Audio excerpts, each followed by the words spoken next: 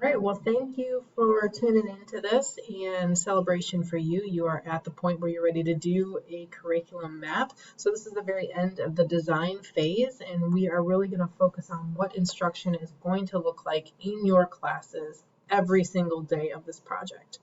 So our outcomes for this quick video is just to really understand how to create a curriculum map and what are the things we need to think through.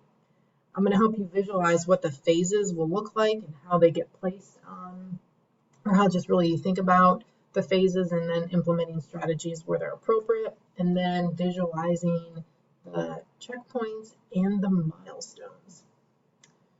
All right, I have a calendar here for us to take a look at, and this is, I've been calling it a curriculum map, but really it is a calendar, and we're breaking down what instruction looks like every single day, and we're also breaking down the project elements that need to be represented every day. And by doing that, that's going to help us understand not only the big picture, where we're headed, but also everything in between. So it's a really great exercise in backwards design and using UBD kind of as our map. All right, first things first.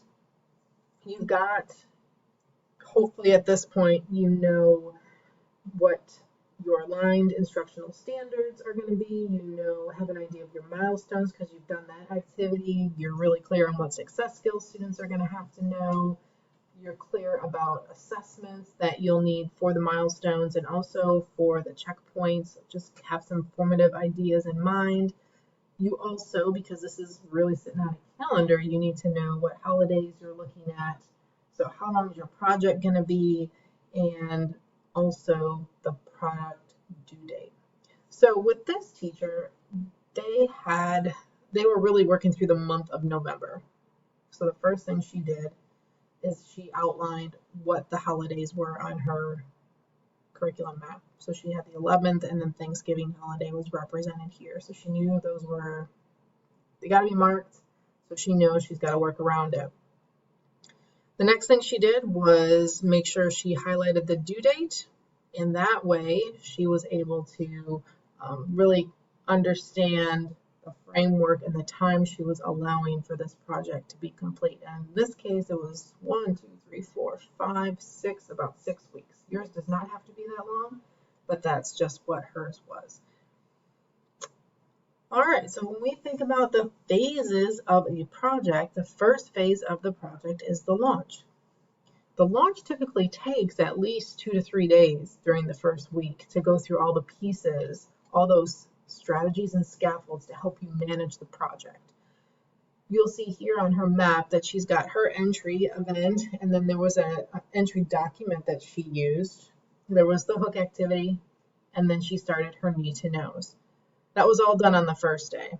And as she planned out the rest of the week, there was some instruction that happened on Tuesday right off the bat. She went over the project guidelines with the students and then was able to go back to those need to knows and continue to add to them.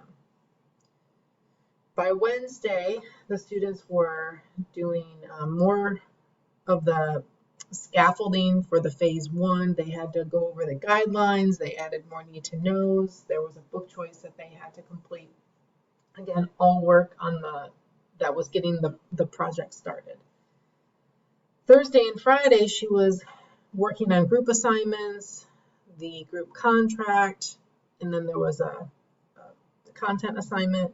By Friday, there was so much that she had already done during that first week with the launch that she wanted to make sure she was working with every single group and seeing what they were doing and that they were on track. That was her first checkpoint. And her first checkpoint had group grades attached to it.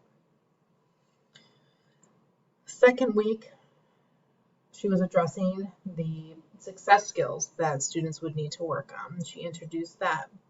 You'll see the first milestone, they were taking an assessment on their content, and then there was also some group work that was being done, and she's also got a checkpoint. So there was a formative, that was a group grade, that was attached to the project work. And you really see how this continues through the weeks. every single week she had a checkpoint. I'm encouraging you at a minimum to have a checkpoint every single week. You can have more of them. It just depends on your students and how you see them progressing. If you need to add more as you're moving along in the project, do that, adjust. This document can change as is needed. There's really not a whole lot to highlight. She is making sure that kids are on track using the rubrics that she had created for the project. And then as we get closer to the end of the project, you see that she's got some additional milestones and also entering into the last phase of the project, which is their critiquing. And then you have the due date for the presentations and the product, and then the reflections at the end. I really wanted you to notice these phases. So we've got, this really is phase 1.